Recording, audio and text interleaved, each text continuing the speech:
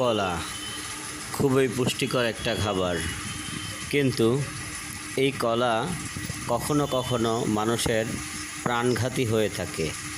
কারণ এই কলা দেখবেন এখন পেকে যায় কিন্তু কখনো পচে না, শুকিয়ে যায় কিন্তু পচে না।